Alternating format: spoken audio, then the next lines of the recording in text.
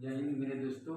हम लोग आज इतिहास का एक महत्वपूर्ण टॉपिक जिसे काल विभाजन समझने में बहुत दिक्कत होता है, तो हम आज इतिहास के बारे में बताते हैं। तो इतिहास इतिहास के पिता हेरो हेरोडोटस हेरोडोटस को कहा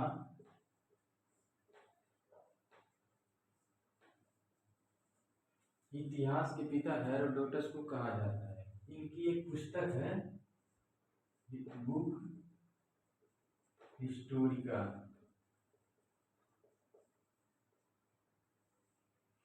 इसी में उसका उल्लेख मिलता है। इतिहास को बांटने का काम विल्सन ने किया था। विल्सन ने इतिहास को 3 भागों में बांटा था। तो हम तीनों भाग देखते हैं।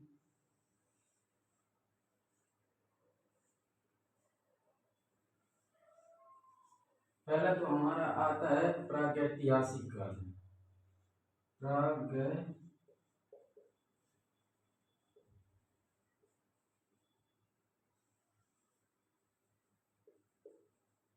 प्रागैतिहासिक काल। दूसरा है आद्य ऐतिहासिक काल।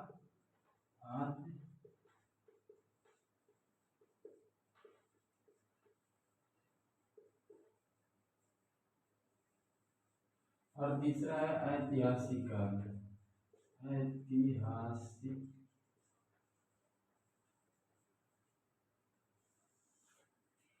ये है हमारा, इसको 3 भागों में बांटा था। इसका जो है कार्यकाल जो है, क्योंकि इतिहास में हमको कोई भी जानकारी लगभग नहीं मिलती है, तो इसका हम लोग अज्ञात समय से लेकर 10,000 BC तक मानते हैं। 10,000 BC इसका हम लोग 2500 BC से 600 BC, इसका हम लोग 712 AD से लेकर 1947 AD तक इसका हम मानते हैं। इसको 3 भाग हम लोग बांटे थे। पहला तो है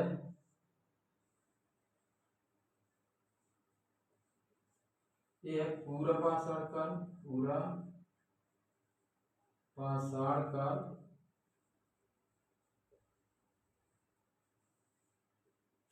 ये है मध्य पाषाण काल।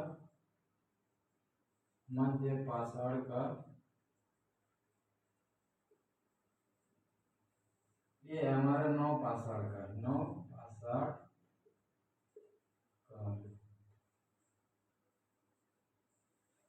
अब इसको हम लोग अज्ञात समय से लेकर 10,000 BC तक मानते हैं। इसको हम 10,000 BC से लेकर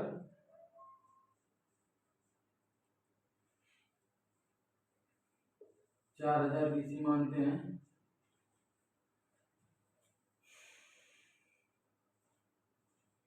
इसको हम लोग 4,000 BC से लेकर 2500 BC तक मानते हैं।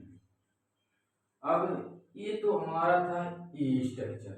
इसके बाद आता है हमारा, आप लोग समझ लीजिएगा, जैसे इतिहास के पिता हेरोडोटस को कहा जाता है। इनकी पुस्तक है हिस्टोरिका।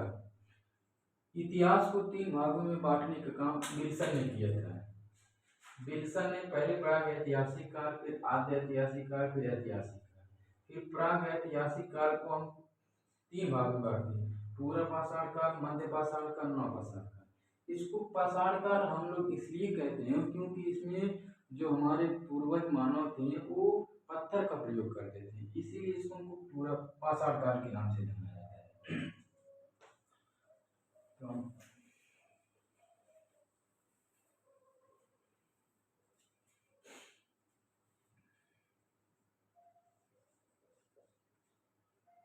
ये हो गया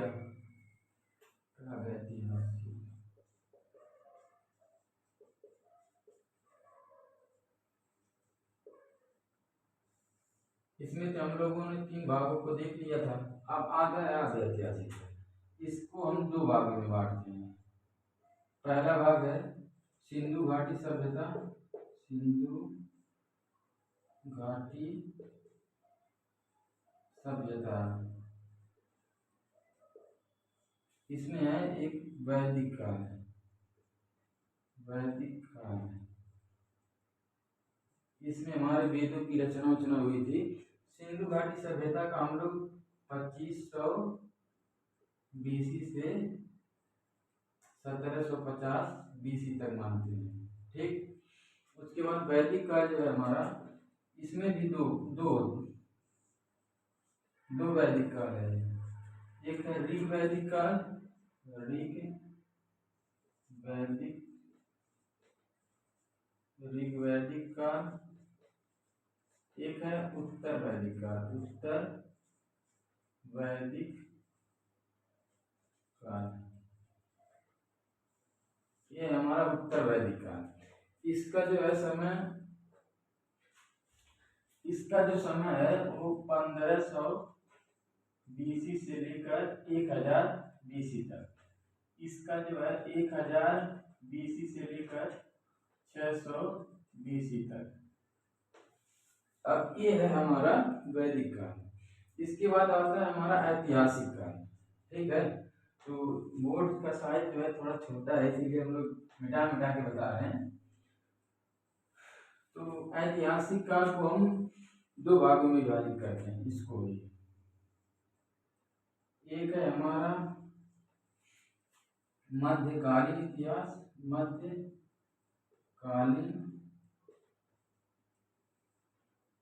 और एक है आधुनिक काल इतिहास,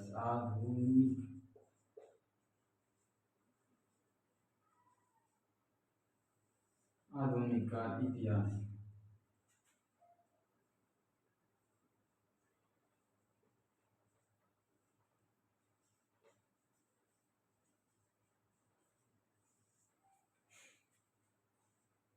तो इसका जो समय का हम लोग माने हैं 712 एडी से लेकर 1707 एडी तक। इसका जो आधुनिक इतिहास का माने हम लोग 1707 एडी से लेकर 1947 एडी तक माने हैं।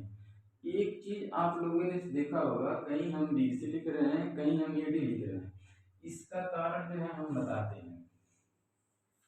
बहुत सी जो हमारे ईसा मसीह का जन्म हुआ था उससे पहले हम लोग बीसी मानते हैं और उसके बाद हम लोग एडी मानते हैं।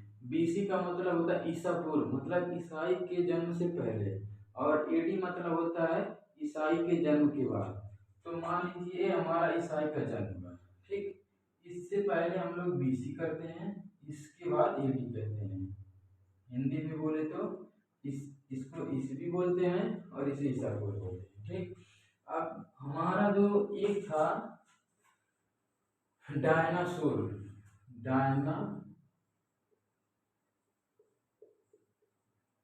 ये हमारा एक रेप्टाइल जानवर था। ठीक। इसका जो है अंत 6.5 करोड़ वर्ष पूर्व हुआ था। ये माना जाता है कि ऊपर से हमारे जो है एक उल्का पिंड गिरा था और जिससे ये सब जानवर सह नहीं कर पाए। जैसे आप ही लोग देखते होंगे हमारी ये चमड़ी है, जाते हम लोग जम्मू कश्मीर तो कैसे हो जाती है, वैसे हम लोग को सहनी नहीं होती है। और इतिहास हम कहते किसे हैं इसके बारे में जानते हैं। इतिहास ये होता है जो बीती हुई घटना को याद दिलाता है।